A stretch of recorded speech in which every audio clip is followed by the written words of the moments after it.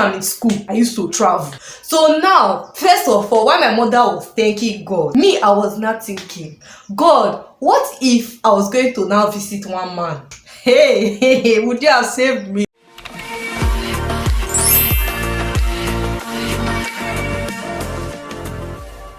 Welcome back to my YouTube channel. It's Grwm right here, and in today's video I'm going to be telling you guys what happened to me a while back when I was in my 3rd or 4th year in university. I can't really recall what year I was in, and yeah, so I'm going to be doing my makeup. Don't mind that I'm going to be doing my makeup while I tell you guys this story, because I want to shoot another YouTube video, and I hope you guys enjoy the story. So if you're not yet subscribed, please click the red subscribe icon below to get subscribed. Like this video already and share with your friends. So yeah, let's get started. Okay, so if you are in Nigeria or you live in Nigeria, you've probably heard about how people are hypnotized and kidnapped and killed or used for money rituals and all those kind of things. So when I was in 300 or 400 level, I can't really remember, I think it was 300 level, my 3rd year in university, I got a call from my mom, and she was like I should come and get some stuff like food stuff and money and just stuff like that. She would have just easily sent the money through bank transfer, but like my university campus was like 20-25 minutes away from the boarding school where my younger one's school. So anytime she was going to visit them, I always like took transport. It usually cost me like maybe 200 naira to go there. So I would usually go to their school during their visiting day to meet her, then take all the goodies, cooked food, all those good stuff. So yes, that was like our usual arrangement. So she was like, okay, I should come that day. I think it was on a Saturday, yes.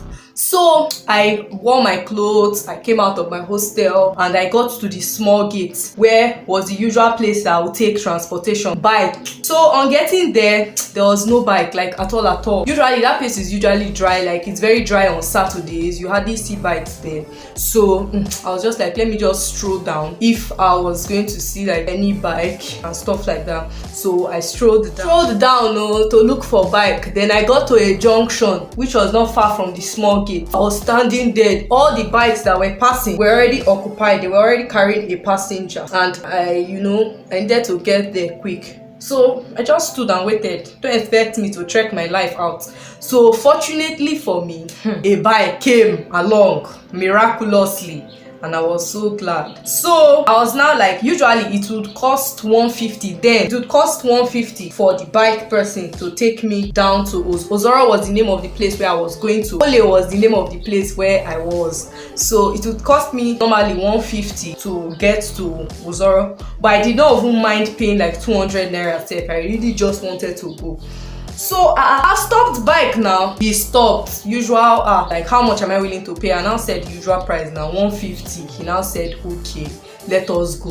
That's how your sister now entered the bike. Only for me to enter the bike now, he now said that he does not know the road to Ozoro, that he's new here. Immediately I heard that one, I just came down, but I was in a hurry. He now said, I know the road now, we lead him. I looked around, no other bike. So I was like, okay, I'll lead you, I will show you road, make we dey go, let us go. So hey God, I entered the bike again. Oga now said that he wants to tell me something. Down from the bike again.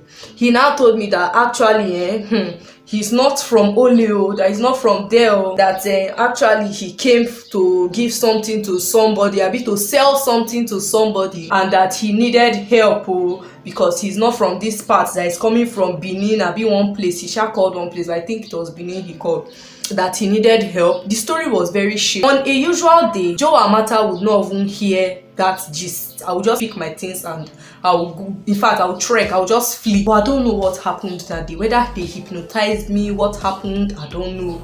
But I think I was conscious until a certain point. So he now said that he needed assistance. So he needed me to he said he wanted to sell a diamond to somebody, and that the person knows he's not from here, so the person is going to cheat him in the amount, but that if I stand as his sister, the person was not going to cheat him because the person will know that I'm from Isoko. What? Which is the tribe of the place, or Ole. I'm from Isoko, so the person will not cheat me, the person will treat him better. And I told him, I said I'm a student first of all, and I'm not even from this place. I only school here and I really don't have that time. I'm hurrying off somewhere. Then he now said, please, I should please help him. Please, now I should please help him. He's going to give me money. I now got offended. I was like, what's even the meaning of all this nonsense? I tell you I'm going somewhere, you're telling me you want to give me money. Do I look like I need money? Before I say let me just turn and move and run and be going, go and look for another bike, one man just came from behind and told me that and said, what is this? He now said, we should help him now. That's me and the new guy that just came. That we should help him now. We should help him find whoever is looking for. We should help him find the place now. All of a sudden, do you know what? After everything, was when I now like thought of it, and I thought that okay, they were together. This was actually planned work. Because how did you just surface from nowhere and know what we were talking about? Then you're not saying, oh, we should help him. We should help him go to the place. We should follow him and stuff like that. So even on a normal day, I would not even enter the same bike with a male friend. And me now entering the same bike with two strangers, two funny looking strangers. It was just so weird. Before I knew what was happening, I was on top of the bike. At that point, I knew that I was not myself. I did not know what was happening. I only knew that okay, I was going somewhere, and one of my eyes kept bringing out water, like as if something was inside, but the thing refused to come out. I did not know what was happening at that time. I was just following them on the bike to wherever they were going, without asking questions. So yeah, so when we were going, that road was a road that I knew normally, but I don't go because in school I don't go anywhere from my class to my hostel to church and back. There's no, what am I going out to do, to look for who? All my friends are inside campus, so I hardly go out. But I kind of knew that road because it was along that road I made my hair. But then when we were going now, the road did not look familiar again. And I felt like everybody on the road was staring at me. It was just so weird. It was so weird. And I don't know, Sha. So when we were going, the road was looking different. I felt like everybody was staring at me. I did not know what was happening and stuff like that. So I was on the bike, my eyes were still bringing out water. So I'm a Catholic, born and raised, and I always wear my rosary on my neck. So now I don't have my rosary. It's either I wear my rosary or my scapula. This is a scapula. So that day I was wearing my rosary and I just knew something was off. My eyes were bringing water. I did not know the people I was on the same bike with. The road was looking strange. It was just, the wind was like more intense. I don't know, I did not know what was happening. I just held my rosary like this and put it in my mouth, and I don't know if I was praying or not. I really don't know if I was praying. I think I was, but I don't know what I was saying. I shall only recall that my eyes were bringing out water and I held my rosary in my mouth. So we now got somewhere to a place, very funny looking place, bushy, but it was still along the road. The man now stopped. He now said that he wants to go and give the diamond to one man to check if the diamond is original before they sell it. This story is sounding so stupid, and if somebody would say they found themselves in this situation, I would have insulted them and told them they were careless. But imagine me, I felt so stupid. Like how did this even happen? So he said that they were going to give one man to check if the diamond is real diamond, and then that the man has a leaf, that the man will use the leaf to wrap the diamond and check if the diamond is a real one, so that they can commence with their plan of selling it and stuff like that. So one thing that was strange about this whole thing now was that the second guy, who was apparently a stranger and wanted to also help this bike man, was now the one that went to go and meet the man. They said the man was a doctor, like a doctor that delivers women. What they call that thing, I really don't know. So he went. So while that other guy, the other stranger that entered the bike with me, went to meet the man, the said doctor, the other bike, because me, I now came down from the bike to wait for him. So the bike man was sitting. He was now trying to like make small talk. He was not like, this thing that I'm doing for him, God will bless me. He's a stranger yet I'm trying to help him. I was not like, no wahala. So he now said, what tribe I am? He now said, am I Isoko? And I said, no. I said, if I'm not Isoko. He now said, so what tribe I am? Am I? And I said, I'm Robo. He now said, am I serious? He now spoke Robo for me. The small one I knew, and I spoke back to him. He had a face cap. He now said that God will really bless me, that in fact he's going to increase the money he's going to give me. He's going to increase the money more than the one he will give that guy. That I should not tell that guy. So I told him, and I said, I'm not even here for the money. I don't even know why I'm here. So while I was talking to him, I was like stepping backwards, but I was still there. I was still standing and talking to him.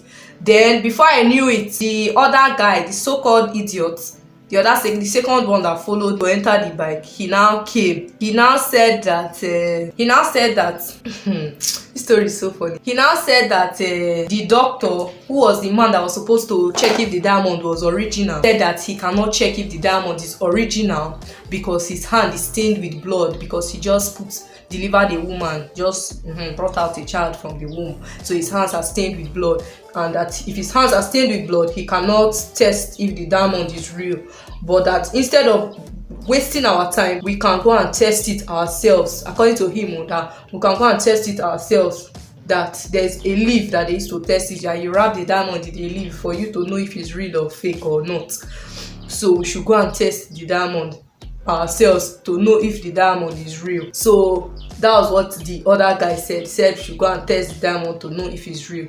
That to get that leaf, we'll have to go further. And mind you, the place we stopped, where we were, was along the road, but like no single soul was there. That road was strange, was lonely, nobody was there, no soul was passing, nothing.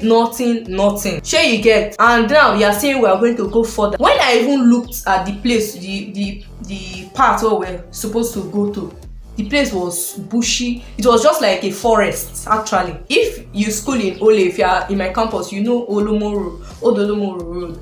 Just imagine going without stopping. Yes, that's what I'm talking about. So he said that we have to go and pluck the leaf to check if the diamond is real. So he said that we should go and check if the diamond is real. If someone had told me this story, I would say they are doing it because of greed. How much would they give you that you are risking your life? But guess what? Lo and behold, I was hypnotized and I've been blown. They are blowing into my eyes.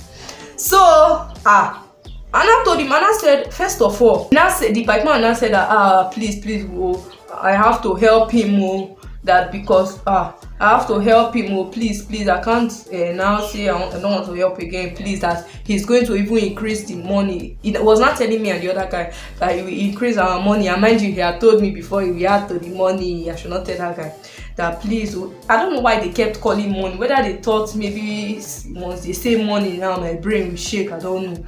He now said that don't worry, he's going to add to my money, and I said it's not about money, I would really love to help you, which I did not mean in my mind, but that my mom is waiting for me somewhere, or I have to be somewhere right now. I kept checking the time. I was like, please, I have to be somewhere right now, because they are visiting hours, boarding school now. There's a specified time for visit. I said to soon finish. Me, I don't want to keep my mother waiting or make her angry and stuff like that. I was like, I have to go.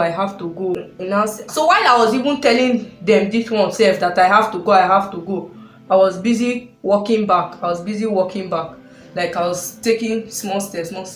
So the one that was down, that's the second guy that followed me to enter the bike, was looking as if he wanted to hold me or grab me or something. But before they could say Jack, I started running. And at that point, that was when I remember that I was praying. I started running and I started saying Jesus, I mean blood of Jesus or whatever. But I knew I was chanting something religious or prayerful. I knew I was praying at that point. I started shouting blood of Jesus. So if those people now wanted to say, okay, let them pursue me and catch me and actually take me to the bush to do whatever, they would have. Do you know why? Because the road was lonely, nobody was on the road. So how was I even supposed to get transportation back to the junction where they picked me up from? Only God knew. So if they even wanted to catch me, they would have caught me and done whatever they wanted to do. But miraculously, they just let me go. You guys believe that while I was running, like I said, the road was nobody was on it, but I saw some old people, some men and women under a tree, and they were smoking and they were laughing, and somebody now said, "Now God save you." Like it was just like a movie. It was so strange. The road was strange, everything was strange. Now my own problem now was, okay, I finally left where all these people are. How am I supposed to get to the junction, get back to where I'm going to get transport to go to where I'm going to? That was my own issue. So now, miraculously, from a road that there's nobody or no. Okay, one bike passed, a guy and a girl, they passed. Obviously they could not carry me. So miraculously, a young lady, she was driving this personal bike, what they call ladies machine, and she was passing, and I did not say anything. I just flagged her down like this without asking me any question. She just stopped and I entered, and she took me to the junction and stopped me there, and I told her thank you. She just nodded her head. So people might say I'm sounding cliche or something, no, but me, I feel like that was an angel of God that came to save me, because how was I supposed to get to the junction from there when there's no single soul there? Like, how was I supposed to get back to the junction to where I was going to? So she dropped me at the junction, and there were some funny looking youths, maybe like 6 or 7 of them, and they were just looking at me and saying, "Now God save you, now God save you." Maybe it's all in my head, but I don't think so, because it looked so real. So that was how I ran from that junction to front of the school gate. That's the big gate. And then I don't even know how I summed up the courage to still take another bike and go to Zoro. That's where I was supposed to meet up with my mom. That was how I went to. When I got to the gate of my younger one's boarding school, my mom's car was already there. She was already leaving. As per, I spent so much time now, and that's like very unlike me. I don't ever do that. Sure you get. So immediately I came down from the bike. I just told her, "Mommy, I was just breathing. I don't know if she knew what happened though, but she was just like, calm down. She was just like, thank God. I don't know if she knew until I calmed down and I told her what happened. My dear, you trust African mothers now. Testimony in church. My mother used that thing in every gathering, every meeting, everything, testimony. But yeah, me, I was just looking at it like, oh, nothing really happened. But every single day from that time till now, anytime I remember it, I'm like, God, you really saved me. You really saved me from this kind of, weird this thing. What would you have said? Your child is in school, then suddenly, it's not even that the child was going to any strange place, so suddenly, they just kidnap him. Sure you get, not be say person they waka. And okay, now, when I'm in school, I used to travel. I used to go and visit my friends. 2 hours journey, 3 hours journey, that kind of thing. So now, first of all, while my mother was thanking God, me, I was not thinking, God, what if I was going to now visit one man? Hey, would you have saved me?